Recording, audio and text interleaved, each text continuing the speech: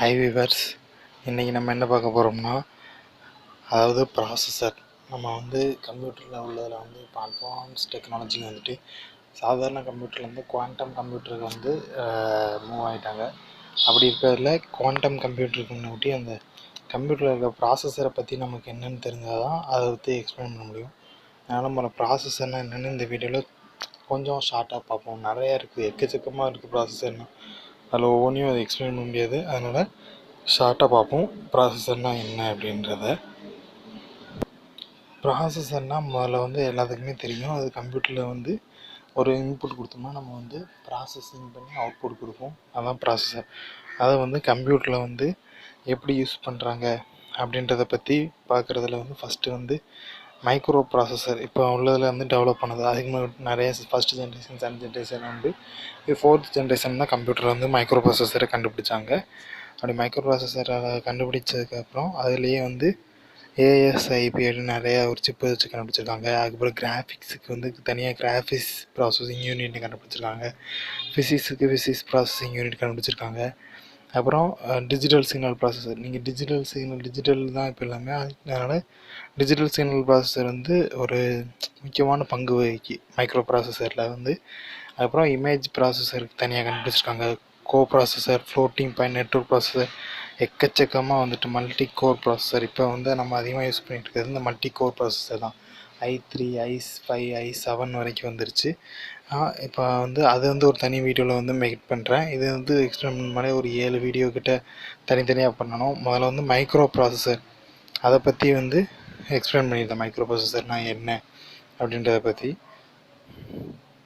Micro ப்ராசஸர்னால் முதல்ல இது மாதிரி ஃபஸ்ட்டு TMS 100 டெக்ஸாஸ் வெளியிட்டாங்க. இன்டெல் 4004. அதுக்கப்புறம் மோட்டரில் 6800 மைக்ரோ ப்ராசஸர் வெளியிட்டாங்க. மைக்ரோ ப்ராசஸர்னால் என்ன அப்படின்னா, கம்ப்யூட்டரில் நிறையா ப்ராசஸிங்கை இப்போ தனித்தனியாக பண்ணிகிட்டு இருந்த காலத்தில் இப்போ மைக்ரோனுக்கு, அதாவது 10⁻⁶ மைக்ரோ, அந்த அளவுக்கு சின்னதாக ஒவ்வொரு ப்ராசஸிங்கும் பண்ணதுக்கு கொண்டு ஒரு சின்ன சிப்பில் அடைச்சது தான் மைக்ரோ ப்ராசஸர். மொத்த ப்ராசஸிங்கும் நிறையா ப்ராசஸிங்கை ஒரு சின்ன சிப்பில் அடைச்சது தான் மைக்ரோ ப்ராசஸர் அப்படின்னு சொல்லுவோம். இது இன்டகிரேட்டட் சர்க்யூட், சிங்கிள் இன்டகிரேட்டட் சர்க்யூட்னு சொல்லுவாங்க.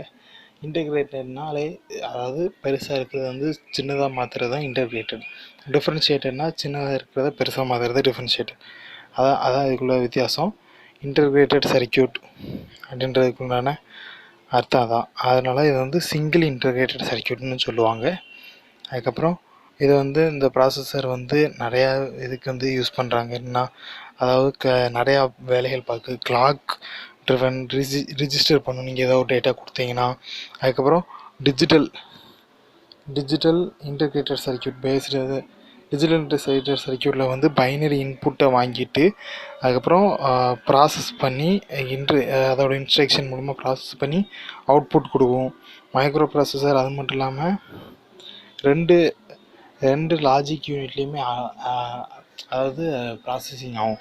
என்னதுலனா, காம்பினேஷனல் லாஜிக் யூனிட்லேயும் சீக்வென்ஷியல் லாஜிக் யூனிட்லேயும் அது அந்த ப்ராசஸர் மைக்ரோ ப்ராசஸர் ஆக்டிவேட் ஆகும். அதை ப்ராசஸ் பண்ணும்.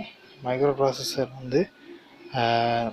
இன்னொன்னா பைனரி நியூமரல் சிஸ்டமில் தான் ப்ராசஸ் பண்ணும். அதாவது நீங்கள் நம்பரில் ஒரு பிட்ஸில் தான் அதுக்கு இதை கொடுக்கவே முடியும். நான் இன்புட் 0s and 1. அதனால தான் அவங்க ஆப்ரேட்ஸ் ஆன் நம்பர்ஸ் அப்படின்னு கொடுக்குறாங்க. நம்பர்ஸ் அண்ட் சிம்பிள்ஸ் கொடுத்துருப்பாங்க. அதுக்கப்புறம் பார்த்திங்கன்னா இன்டகிரேஷன் ஆஃப் CPU. நிறையா ப்ராசஸர் பற்றி இதில் நம்ம ரீட் பண்ணதாலும் சொல்லணும்னா கூட ஒரு 20 மினிட்ஸ் ஆகும். ஆனால் சிம்பிளாக சொல்கிறேன். ப்ராசஸர்னால் இது மாதிரி இன்டகிரேட்டட் சர்க்யூட். அது பெரிய ப்ராசஸிங் பண்ணிகிட்டு இருந்ததை சின்னதாக, அதாவது நம்ம கை கடக்கமாக கொண்டு வந்தது தான் மைக்ரோ ப்ராசஸர் அப்படின்னு சொல்கிறோம். இது எம்படட் சிஸ்டம்.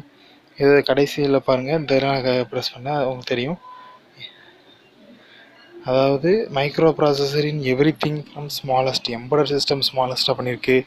ஹேண்ட்ஹெல்டு டிவைசஸ், அப்புறம் இந்த largest mainframes and supercomputers. அப்புறம் இதோட ஸ்ட்ரக்சர்ஸை பார்ப்போம். இதோட ஸ்ட்ரக்சர் என்னென்னா, மைக்ரோ ப்ராசஸரில் ஒரு கண்ட்ரோல் லாஜிக் இருக்குது உள்ளுக்கே. அதுக்கு போக நமக்கு பிக்சர் கிளிக் பண்ணி காட்டிடுறேன். கண்ட்ரோல் லாஜிக் ஜூம் பண்ணி பார்த்தா தெரியும். கண்ட்ரோல் லாஜிக்னு தனியாக ஒரு அதுக்கு கண்ட்ரோல் செக்ஷன் ஒன்று இருக்குது. அதுக்கப்புறம் வேடிங் இன்டர்னல் 8 பிட் உள்ள ப்ராசஸ் பண்ணுற ஒரு செக்ஷன் இருக்குது. அட்ரஸ் லைன் வந்து 16 பிட்டு. டேட்டாவோட பஸ் அதாவது 2 தான் பிரிச்சுருப்பாங்க. டிஜிட்டல் எலக்ட்ரானிக்ஸில் வந்து இது உண்டு. டிஜிட்டல் எலக்ட்ரானிக்ஸு பற்றி கொஞ்சம் சர்ச் பண்ணிங்கன்னா அது மாதிரி உண்டு. அதாவது இப்போ டேட்டா பஸ் வந்து 8 பிட்டாகவும் அட்ரஸ் பஸ்ஸை வந்து 16 பிட்டாகவும் பிரித்து அதில் வந்து ப்ராசஸ் ஆகுது. இதான் ஃபஸ்ட்டு கண்டுபிடிச்ச மைக்ரோ ப்ராசஸர். இப்போ இதோட ஸ்ட்ரக்சரை பற்றி பார்ப்போம். அதாவது இன்டர்னல் அரேஞ்ச்மெண்ட் வந்து இப்போ கொஞ்சம் எக்ஸ்பிளைன் பண்ணேன். அதாவது மைக்ரோ ப்ராசஸருக்குள்ள அப்படி என்ன தான் இருக்குது பார்த்தீங்கன்னா, நிறைய டிரான்சிஸ்டரை வந்து அதாவது நம்ம எப்படி சொல்ல சிலிக்கான் இதை வச்சு அப்படியே நிறைய டிரான்சிஸ்டர் வந்து உள்ளே வந்து இன்பில்ட் பண்ணி வச்சுருப்பாங்க. எப்படி நம்ம இன்டிகிரேட்டட் பண்ணி வச்சுருப்பாங்க ஒரு சர்க்கியூட்டில். ஒரு சிப்பில் வந்து நிறைய டிரான்சிஸ்டர் அதுக்கு உண்டானதை வந்து வரைஞ்சி வச்சுருப்பாங்க அப்படின்னு சொல்லுவாங்க, சிலிக்கான் ஜெல்லை வச்சு. அதாவது உள்ளே இருக்க கோடிங்கில் சாதாரண ஒரு ஐசி 741லேயே வந்து கிட்டத்தட்ட ஒரு 27 டிரான்சிஸ்டரு 11 ரெசிஸ்டன்ஸ் வச்சு ஆப்ரேட் ஆகும். அப்படி இருக்கும்போதில் மைக்ரோ ப்ராசஸரில் வந்து எவ்வளோ டிரான்சிஸ்டர் வச்சுருப்பாங்கன்னு பாருங்கள். இப்போ உள்ள குவாண்டம் கம்ப்யூட்டர்ஸை பற்றி பார்க்கும்போது தான் இந்த டிரான்சிஸ்டரை வந்து ரிமூவ் பண்ணிட்டு அதில் வந்து எலக்ட்ரான்ஸும் ஃபோட்டான்ஸும் வச்சுமே எப்படி ப்ராசஸ் பண்ணுறதுங்கிறத கொண்டு வந்திருக்காங்க. அதை வந்து சொன்னால் செப்பரேட்டாக மேட் பண்ணும். ஃபஸ்ட் ஸ்டார்டிங் தெரிஞ்சால் தான் நமக்கு வந்து எண்டிங் போக முடியும். அதனால தான் ஃபஸ்ட் ஸ்டார்டிங் இந்த மைக்ரோ ப்ராசஸருக்கா சொல்லிவிட்டு அதுக்கப்புறம் குவாண்டம் கம்ப்யூட்டர்ஸில் வந்து என்ன யூஸ் பண்ணுறாங்க அப்படின்றத மட்டும் இந்த வீடியோ முடிச்சுட்டு அதுக்கப்புறம் அதை மேட் பண்ணுறேன். இதில் வந்து என்ன இப்போ இதில் வந்து அரித்தமெட்டிக்கல் லாஜிக்கல் யூனிட் ஏஎல்யூ பெர்ஃபார்மன்ஸ் நடக்குது. அப்புறம் ஆப்ரேஷன் கோட்னு வச்சு இது பண்ணுறாங்க. இதில் வந்து நிறைய இன்டிகிரேட்டட் சர்க்கியூட்டில் வந்து அட்வான்ஸ்டாக வந்து இப்போ நிறையா வந்து கண்டுபிடிச்சிருக்காங்க. 8 பிட் 4 பிட்லாம் வந்து என்ன குறிக்கும்னா, இப்போ வந்து ஒரு இது வந்து வேர்லைனை குறிக்கும். அப்போ டேட்டா பஸ் வந்து எப்போவுமே 8 பிட் தான். அதனால் இப்போ 4 பிட்னா அட்ரஸ் லைன் வந்து 4 பிட்டில் வந்து இதாகும். அதுக்கப்புறம் 8 பிட் டு 64 பிட்ஸ் வரைக்கும் இன்றைக்கி வந்துருக்கு டுடே வரைக்கும். அதுக்கப்புறம் integration of the floating point first separated single integrated circuit அந்த கிளிக் பண்ணுறது உங்களுக்கு தெரியுதானே? இப்போ வந்து இன்டகிரேஷன் நடக்கிறதுல வந்து இப்போ மைக்ரோ ப்ராசஸர் சிப்பு வந்து ஃப்ளோட்டிங் பாயிண்ட் அப்படின்றதுலேருந்து டாட் அதாவது நிறையா இருக்கும். நிறைய ப்ராசஸிங் வந்து ரொம்ப சின்னதாக இதில் வந்து சேவ் பண்ணி வச்சுருக்கோம். இதில் வந்து நிறையா இது வந்து எக்ஸ்ட்ரா திருப்பி நம்ம வெளியில் பார்த்தது தான் digital processing, digital processor, graphics processing unit இது யாருனே பார்த்தது தான். இப்போ இதோட ஹிஸ்ட்ரி அப்படின்னு பார்த்தீங்கன்னா, ஃபஸ்ட்டு இன்டிகிரேட்டட் சர்க்கியூட் இதை வந்து 1960 வந்து கண்டுபிடிச்சிருக்காங்க. அந்த ஐசியை வந்து NASA Apollo space machines Moon வந்து 1962 1970 வரைக்கும் வந்து கம்ப்யூட்டரில் யூஸ் பண்ணியிருக்காங்க. அதுக்கப்புறம் இந்த ப்ராஜெக்ட் வந்து மைக்ரோ ப்ராசஸர் வந்து ஃபஸ்ட்டு ப்ராஜெக்ட் அப்படின்னு எடுத்து பண்ணது வந்து 1971. ஆனால் 1969 டிசைன் பண்ணியிருக்காங்க. ஃபஸ்ட்டு யார் வெளியிட்டாங்கங்கிறத பார்க்கும்போது 4 பிட்டை வச்சு விட்டுருப்பாங்க. இது வந்து 8 பிட்டா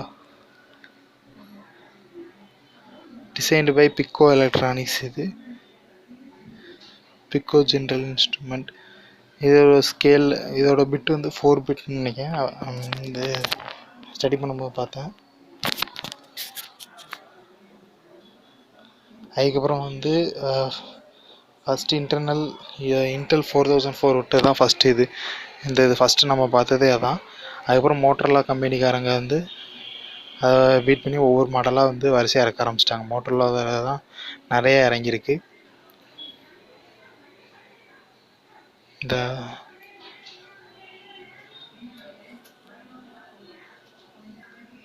இதில் பார்த்தீங்கன்னா உங்களுக்கே தெரியும், நிறையா வந்து ஹிஸ்ட்ரி பார்த்தோம்னா ஒவ்வொன்றா இறக்கியிருப்பாங்க, ஒவ்வொருக்கும் எக்ஸ்பிளைன் பண்ணியிருக்காங்க மைக்ரோ ப்ராசஸரை பற்றி. மோட்டரோலா கம்பெனி தான் நிறையா வந்து 8 பிட்ஸ்லேயும் 4 பிட்ஸ்லேயும் அப்போ இறக்கியிருக்காங்க.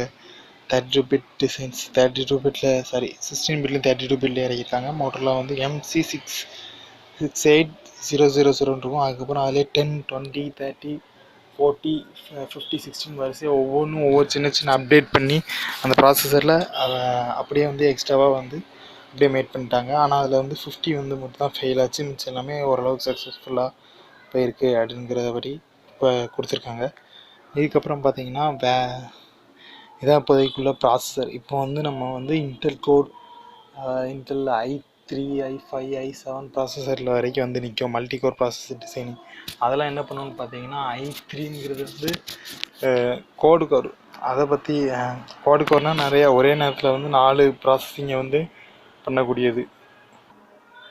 அதில் வந்து i3 3rd generation, 5th generation, 7th generation வரைக்கும் வந்திருக்கு. இதுக்கப்புறம் வந்து வெளியில் அங்கே சூப்பர் கம்ப்யூட்டர்ஸ்லாம் வந்து மேலே அவங்க வந்து குவாண்டம் கம்ப்யூட்டர்ஸ் வந்து எப்படி ரிலீஸ் பண்ணுறதுன்னு பார்த்துட்ருக்காங்க. ஓகே வியூவர்ஸ், இன்றைக்கி மைக்ரோ ப்ராசஸரை பற்றி இவ்வளோ தான் வந்து டீட்டெயில்ஸ் வந்து சொல்ல முடியுது. ஏன்னா நிறையா இருக்குது, எக்கச்சக்கமாக இருக்குது. உங்களுக்கு ஷார்ட் அண்ட் ஸ்வீட்டாக இவ்வளோ தான் சொல்ல முடியுது. அதாவது எப்படி உருவாக்குனாங்க, ஏதாச்சும் உள்ளே என்னென்ன இன்டர்னல் இது இருக்குது, அதுக்கப்புறம் இது வந்து எப்படி உருவானுச்சு, அதாவது எந்தெந்த கம்பெனிலாம் உருவாக்கி இப்போ வரைக்கும் இருக்குது அப்படின்றத வரைக்கும் சொன்னோம். இப்போ இதுக்கு அடுத்த வீடியோவில் வந்து குவாண்டம் கம்ப்யூட்டர்ஸை பற்றி பார்ப்போம். அதாவது இப்போ வந்து மைக்ரோ ப்ராசஸர் யூஸ் பண்ணி பண்ணது, இப்போ இதுக்கப்புறம் வெளியில் வரப்போகிற இருக்கிற குவாண்டம், அதான் இதுக்கப்புறம் வரப்போகிற குவாண்டம் கம்ப்யூட்டர்ஸ் அதை பற்றி, அதாவது நம்ம ஜென்ரேஷன் 2000, அடுத்த ஜென்ரேஷன் 2020, அதுக்கப்புறத்தில் வரப்போகிற இந்த குவாண்டம் கம்ப்யூட்டர்ஸை பற்றி அடுத்த வீடியோவில் மேக் பண்ணுறேன். இப்போ இதை பற்றி தெரிஞ்சால் தானே நமக்கு ப்ராசஸர் பற்றி தெரிஞ்சாலே அதுக்கு அடுத்தது என்ன ப்ராசஸரில் யூஸ் பண்ணுறாங்கன்னு தெரியும். இப்போ வந்து மைக்ரோ ப்ராசஸரில் வந்து டிரான்சிஸ்டர் யூஸ் பண்ணி நம்ம வந்து பார்த்தோம். இதுக்கப்புறம் வந்து நம்ம அந்த குவாண்டம் கம்ப்யூட்டர்ஸ் வந்து ஃபோட்டான் எலக்ட்ரான்ஸ் யூஸ் பண்ணி பார்ப்போம். அது இன்னொரு வீடியோவில் மேட் பண்ணுறேன். வேறு எதுவும் உங்களுக்கு வீடியோ வேணும் அப்படின்னா கமெண்ட் செக்ஷனில் லீவ் பண்ணுங்கள். வேறு ஏதாவது ஹிஸ்ட்ரி அதை பற்றினாலும் பேசலாம். நீங்கள் டெக்னாலஜிலே போயிட்டுருக்கோன்றது இல்லாமல் வேறு ஹிஸ்ட்ரியை பற்றி அப்பப்போ போஸ்ட் பண்ணுறேன். நீங்கள் அதை பற்றினாலும் டவுட் கேட்கலாம், எல்லாத்தையும் பற்றியும் பேசலாம். அதனால் நீங்கள் வந்து கமெண்ட்டில் லீவ் பண்ணுங்கள். முடிஞ்சது உங்களுக்கு பிடிச்சா லைக் பண்ணுங்கள், உங்களுக்கு ஷேர் பண்ணுங்கள், ஷேர் பண்ணுங்கள். By from Hari.